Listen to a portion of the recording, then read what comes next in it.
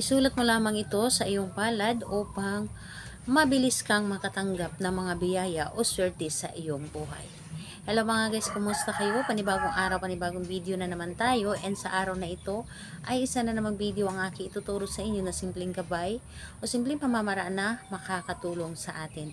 At bago ang lahat, gusto ko lang mag-disclaimer sa mga taong hindi naniniwala at hindi gusto ang mga kagaya nitong video. Please skip this video and maghanap kayo ng videos na gustong gusto nyo, dahil ang video na ito ay para lamang ito sa mga taong naniniwala and gusto mag-try.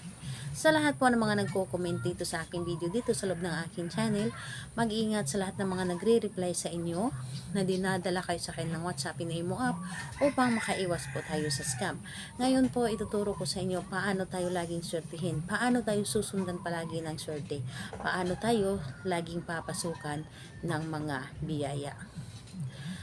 Dito po is kailangan natin ng ating gagamitin is panulat lamang at syempre ang ating sarili. Pinaka-importante dito is ang ating sarili, dahil kapag hindi dahil sa ating sarili is wala itong mangyayari. Kailangan natin ng ating sarili na maniniwala ka at nagtiwala ka sa dapat mong gawin. Ngayon po, dapat i-claim mo na ito ay para sa inyo at i-claim mo na gusto mong swertihin. Kapag ready ka na, ay pwede mo natin umpisahan. So, ang gagawin mo lamang dito, napakadali at napakasimple lamang.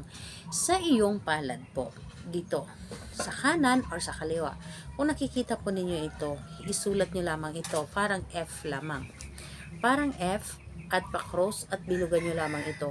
Ito ay Venus. Ito ay nagdadala ng swerte sa atin. Kapag ito ay isinulat natin sa ating palad sa araw-araw, ito ay nagdudulot ng swerte sa atin. Ito ay nanunungkit ng swerte sa atin. Ito ay isa sa mga pamamaraan kung bakit tayo laging swertihin o pamamaraan kung bakit laging may papasok sa atin na blessing. Kahit gaano pa natin karaming problema, kahit gaano natin karaming utang, ito ay ating malulutasan kapag ito ay inyong isinulat po sa inyong palad. Yes po, totoo po ito, dahil ito ay lagi kong ginagawa sa araw-araw. Pagkagising ko sa umaga, ito ay agad kong isusulat sa aking palad at hinahayaan ko na lamang itong kusang mabura kung ako ay may ginagawa o naghuhugas ng mga pinggan or ako ay naghihilamos or naliligo. So hinahayaan ko lamang ito. So bago ako matulog sa gabi, ako ay nagtatabi po ng mga panulat, dahil ito ay aking ginagawa sa pagkagising ko sa umaga.